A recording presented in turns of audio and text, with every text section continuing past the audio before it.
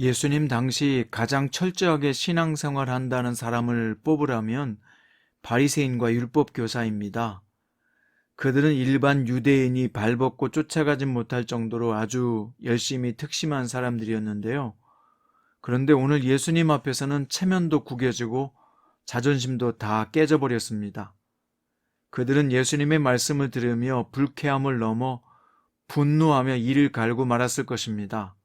왜냐하면 주님은 그들의 신앙생활의 허점을 다 들추며 호되게 책망하셨기 때문입니다. 왜 예수님은 드러내놓고 죄를 지은 세리나 창녀들은 조건 없이 용서하시더니 이렇게 철저하게 율법을 지키는 사람들의 수치는 다 드러내셨을까요? 오늘 본문은 누가복음 11장 37절부터 54절입니다. 그 중에서 39절과 46절을 읽겠습니다. 주께서 이르시되 너희 바리새인은 지금 잔과 대접의 겉은 깨끗이 하나 너희 속에는 탐욕과 악독이 가득하도다. 46절 이르시되 화 있을진저 또 너희 율법 교사여 지기 어려운 짐을 사람에게 지우고 너희는 한 손가락도 이 짐에 대지 않는도다.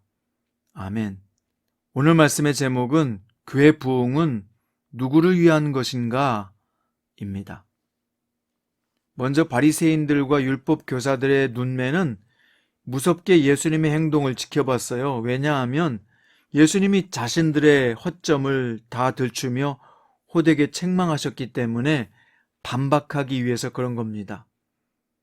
자, 그런데 예수님이 식사하기 전에 손을 씻지 않는 것을 발견했어요. 그리고 비난했습니다. 례기를 어릴 적부터 배우는 유대인들에게 정결례는 기본 중의 기본입니다. 식사 전에 손을 씻는 정결례는 어린아이들도 지키는 기본적인 생활이자 식사 예절이었을 것입니다. 이들이 뻔히 시비거리로 삼을 줄 알면서도 예수님은 손을 씻지 않고 음식을 드신 것입니다. 왜냐하면 이들의 잘못을 지적하기 위해서였어요. 예수님은 그들의 속내를 아시고 너희 바리새인들은 지금 잔과 대접은 깨끗이 하나 너희 속에는 탐욕과 악독이 가득하도다. 이것은 그들이 정결례 같은 것들은 예민하게 지키면서 실제 마음의 정결함은 덮어두는 가식된 행위를 지적하는 것입니다. 그들은 사람들 앞에서는 거룩한 척했지만 힘없는 과부의 재산을 빼앗아 자신들의 탐욕을 채웠고 약한 사람들을 이용해서 그들 위해 군림하며 호의호식했습니다. 종교 지도자로서 진정 몰두해야 할 일은 하나님의 공의와 사랑을 실천하는 일이었어요. 예수님은 그들에게 있는 세 가지로 인해서 화가 있을 것이라고 경고하셨습니다. 첫 번째, 그들이 물질의 11조는 드리지만 사회적으로 공정하게 행하지 않는 것과 하나님을 사랑하는 마음을 버렸다는 것입니다. 두 번째, 그들은 하나님이 아니라 사람들에게 존경을 받고 높아지려고 했기 때문이요. 세 번째, 속은 썩고 부패한 죄가 가득한데 외형적으로는 그렇지 않은 척 사람들을 속였기 때문입니다. 이러한 가식적인 종교 생활을 하니까 예수님을 보고도 믿지 못하는 거예요. 예수님은 그들이 어떤 상태인지 정확하게 들춰내신 것입니다. 자, 그런데 우리는 어떻습니까? 자신을 좀 되돌아봅시다. 우리에게는 외식과 가식이 없었습니까? 우리의 신앙생활은 바리새인들의 겉다르고 속다른 이중성은 없었습니까? 우리 중 누구라도 나는 바리새인이 아니다 라고 잡아떼며 부인할 사람은 없을 것입니다. 또한 예수님은 바리새인과 율법 교사들의 또 다른 죄를 들추어내셨는데요. 그들은 사람들에게 종교적 규율을 엄격하게 지키라고 함으로써 큰 부담감을 안겨주었습니다. 오히려 그 결과 사람들은 신앙 자체를 부담스럽게 여겨 하나님으로부터 멀어졌습니다. 바리새인들과 율법 교사들은 수많은 규율들을 지켜야 된다고 가르쳤고 그걸 지키면 하나님의 뜻을 따르며 복을 받는 길이라고 가르쳤습니다. 그러면서 실상은 자신들에게는 적용시키지 않았습니다. 그들은 규정을 만들 뿐 그것을 지켜야 될 의무감에서 자신들은 제외한 것입니다. 그들의 가르침이 사람들에게 무거운 짐이 되는데도 그들을 도와주지 않았고 오히려 규정을 어긴 것 때문에 죄책감을 갖도록 만들었습니다. 예수님은 이들에게 뭔가 중요한 것이 빠져 있다고 지적하셨습니다. 그것은 바로 자비와 사랑, 배려와 호의가 빠져버린 것입니다. 그들은 오늘 주님에게 엄하게 책망을 받았습니다. 우리는 이들의 잘못을 보고 그러니까 뭐하러 그렇게 살았니? 예수님에게 당해도 싸다 라고 말할 수 있을까요? 우리 마음의 동기와 상태를 다 보고 계시는 예수님 앞에서 나는 아닙니다 라고 잡아뗄 수 있을까요? 이 말씀을 우리 자신과 한국교회에 적용해 보면 어떤 결과가 나올까요? 저는 한국교회가 참 좋은 전통이 이어져 왔다고 생각합니다. 우리 신앙의 선배들은 정말 예수님을 열심히 믿었고 예배당에서 눈물로 기도했으며 발이 닳도록 전도했고 물질로 헌신하여 오늘날의 교회들을 세웠고 큰 부흥을 일구어 냈습니다. 그 좋은 전통 중에는 새벽기도가 있고 수요예배, 금요차례, 구역예배, 주일 오예배까지 만들었습니다.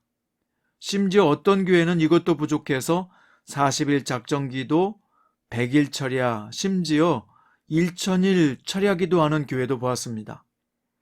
겉에서 보면 정말 생명 걸고 예수님 믿는 것처럼 보입니다. 이 교회 성도들이 가정이 있다면, 자녀들이 있다면 어떻게 가족들과 오붓한 시간을 가지며 대화도 하고 가정에서 신앙교육할 수 있는 시간이 있겠습니까? 기독교 통계에서도 나온 것처럼 기독교인들 가정에서 부모와 함께 신앙적 대화를 하거나 신앙교육을 받은 정도는 의외로 너무나 적었습니다. 부모님이 교회 예배나 교회 봉사 때문에 너무나 바쁘기 때문입니다. 근데 그것을 안 지키면 무슨 큰 죄를 짓고 사는 것인 양 분위기를 만들어가는 목회자들이 있습니다. 이 모든 예배와 모임을 만든 것이 누구입니까? 목회자들입니다. 그런데 과연 이게 성경적 교회의 모습일까요? 우리는 보통 교회의 규모가 커지는 것을 부흥이라고 말합니다. 작은 교회가 성도를 많이 모아서 큰 예배당 건물을 짓고 커지는 것이 목회자로서 성공하는 것이요, 능력 있는 목사라고 칭송받고 있습니다. 과연 그렇게 교회를 키우려고 애쓰는데 정말 그게 주님을 위해서 그러는 걸까요?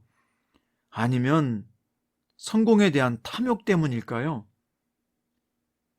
교회가 규모가 커질 때 보면 불신자 전도가 아니라 수평 이동한 교인들로 채워지는 것을 보면 이게 과연 탐욕이 아니라 무엇이라고 말할 수 있을까요? 이웃의 교회는 배려하지 않은 채 오직 자기 교회를 위하여, 오직 자기만의 목회를 위해서, 자신의 능력을 과시하기 위해서 자랑하는 행위들이 자신을 위한 것일까요? 주님을 위한 것일까요? 오늘날 우리나라에 교회가 이렇게 많고 신자들이 많은데도 교회는 세상 사람들에게 신망을 받지 못하고 오히려 없어져야 할 사회 구조의 악이라는 지탄까지 받게 되었을까요?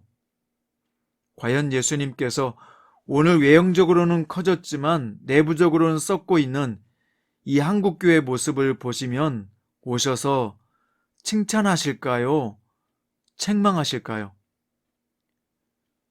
우리는 먼저 남을 탓하기 전에 우리 자신을 돌아보고 우리 가정을 돌아보고 우리 교회를 돌아보고 점검해야 할 줄로 믿습니다. 남이나 남의 가정, 남의 교회를 바꿀 수는 없잖아요. 그러니까 우리 자신부터 바꾸고 점검하고 온전하고 건강하게 세워가는 것이 올바른 순서일 것입니다. 오늘 예수님의 말씀을 남 탓으로만 돌리지 말고 우리도 분명 잘못된 한국교회의 타락한 일조한 부분이 없다고 할 수가 없으니까 회개하고 반성해야 합니다.